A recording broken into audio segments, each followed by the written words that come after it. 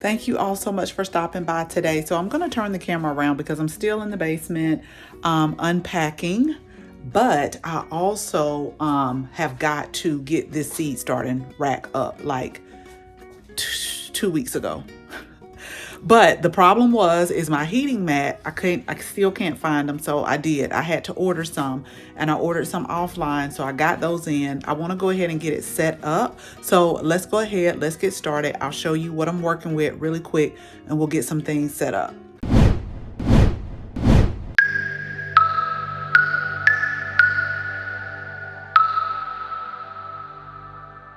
Okay, so I went ahead, wheeled everything around here. Now I did have to go buy some S hooks. A lot of those S hooks, which is these right here, they were missing. So I had to go buy some of them. I hope the chains are all here. I'll have to see. But I may not do all four.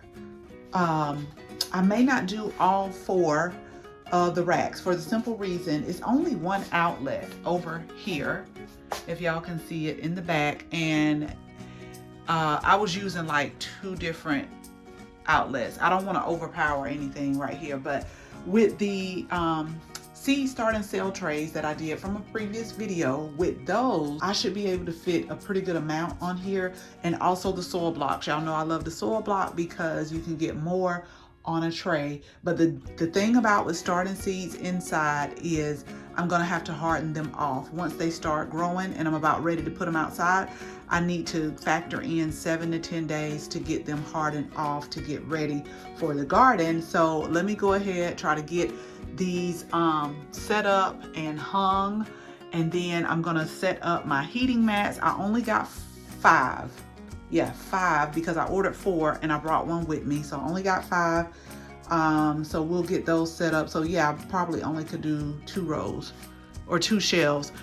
So I'll come back, let you see how everything's set up. I'll also link the video to how we built this seed starting tray. The only thing I can say is we've had to, over the years, replace some of the shop lights because that's what these are. So we've had to replace some of those, but otherwise it's a really great economical way that saves money to be able to start seeds inside. You don't have to get anything this big. They also have like a shelf that's probably like half this size that you can start off with if you're not planning a whole bunch of things. But I have really enjoyed it, and it has helped me jumpstart my garden season, although I'm super behind right now. Okay, so we're just gonna work with these 2 shelves right here for now, only because I got some of the chains that's missing. Some chains are missing, and I gotta go back to the big box stores. Not very many. I'll probably walk back out to the workshop and see if I can find them. These up here, they can connect, but this one right here is a standalone. So if I need the 3rd shelf, I will use this one. But this one is like a grow light with the red, the blue, and the white lights. The only thing about that one is the adjustment. Like you can't adjust it like these on the chain, so you can't do that.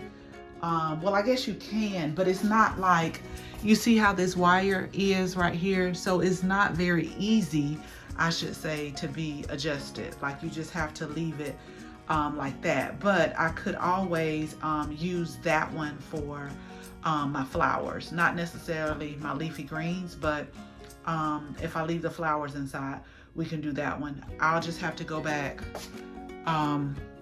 I'll just say before I start my spring one, and take one of the chains with me and get that done. It could be done, just a little minor setback, but at least we got 2 of the shelves working.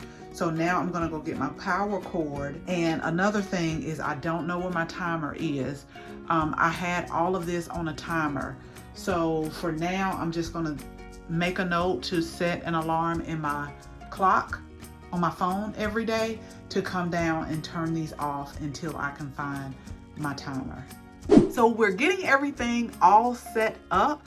The heating mats work great. I'm really glad that I ordered them online. I seriously got 2 for the price of 1. I had to wait 2 days, I think, but I'm okay with that because I was still getting everything set up. Everything is germinating good. I planted about 2 to 3 seeds per cell tray because they were a little bit older, but still great germination rate. And so I'm letting them get a little bit more established, and then what I'll do is I will trim. I'll let the strongest one stay and trim the other 2 off. And with my leafy greens, y'all, you know I tell you I like to use these as microgreens. Like the ones that you clip off, you can definitely use those as microgreens.